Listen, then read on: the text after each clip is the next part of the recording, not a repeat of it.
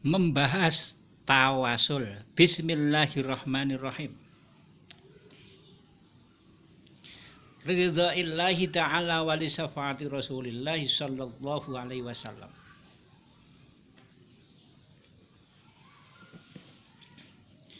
Bismillahirrahmanirrahim.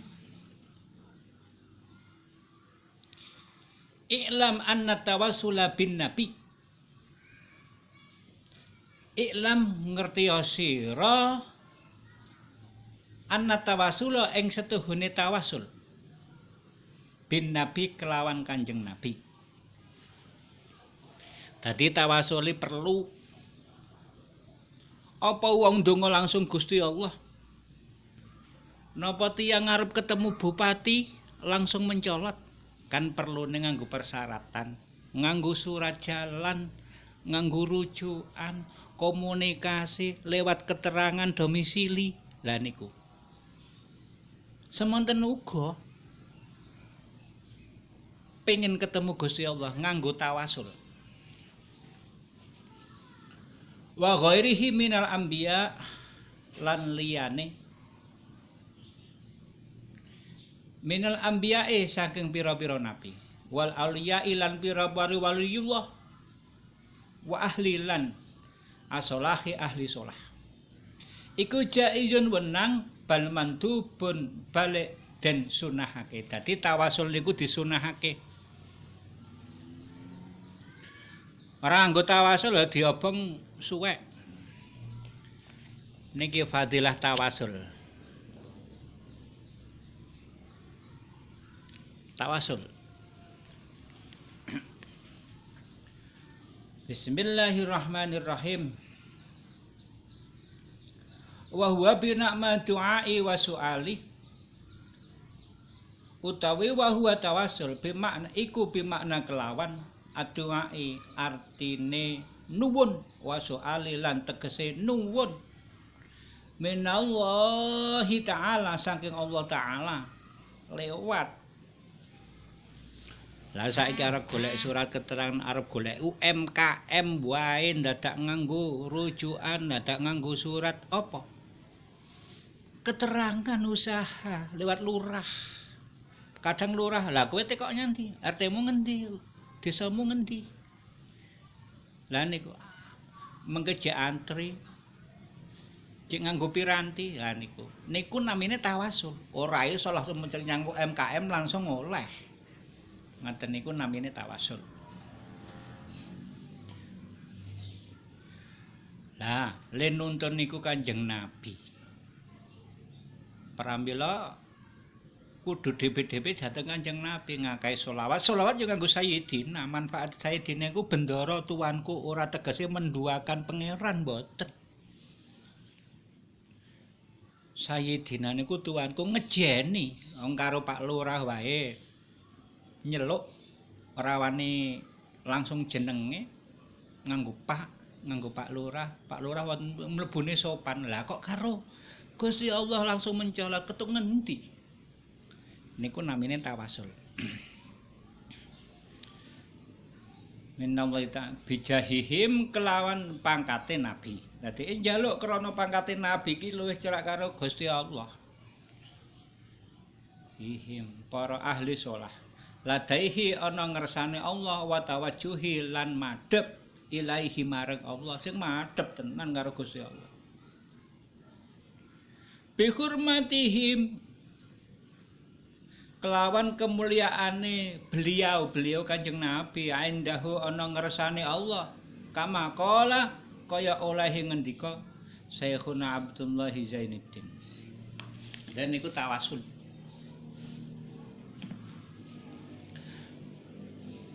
Ngerti ya yen hukume tawasul karo Kanjeng Nabi lan para wali, para aulia sholihin niku wenang sunah malah disunahake.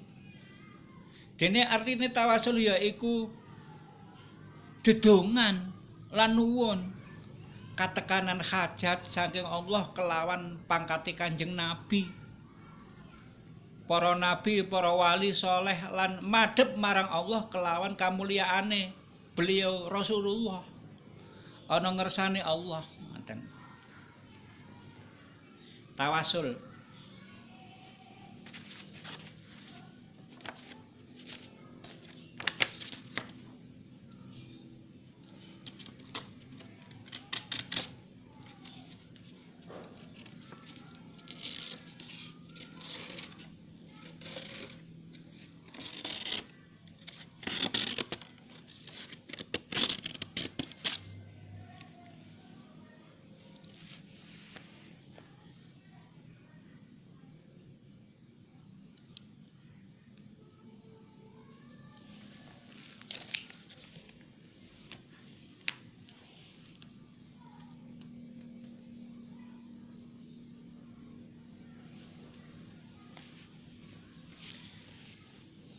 Dados tawasul niku sunah.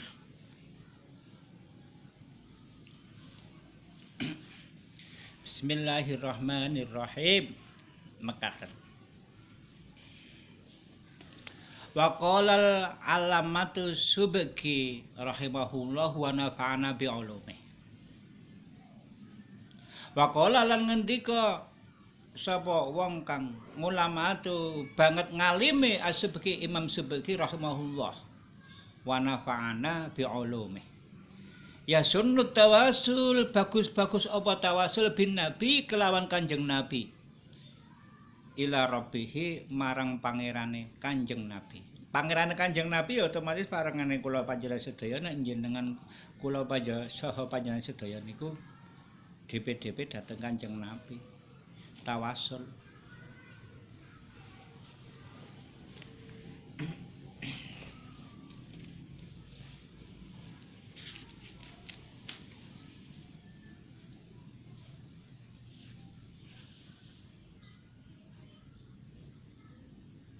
Fa innahu mongko setuhune Ibnu Taimiyah. Nek Ibnu Taimiyah niku mboten mawi tawasul. Ngoten.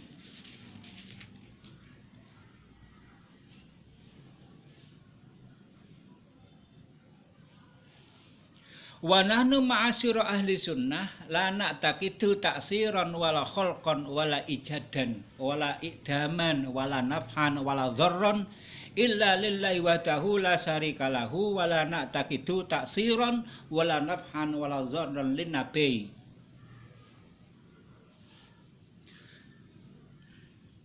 Utawi wa nahnu kita wa asyira golongan ahli sunnah wong ahli sunnah niku mesti tawasul kejaba kecuali nek ora ahli sunnah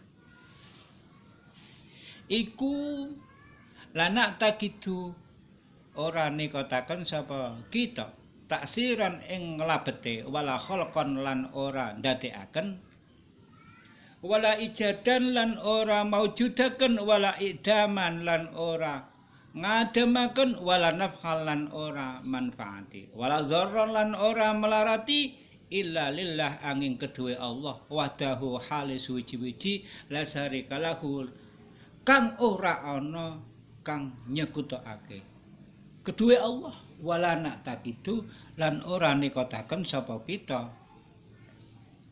taksiran ing nglabete wala nafhalan ora manfaati wala dzarran lan ora melarati lin nabi kedue Kanjeng Nabi.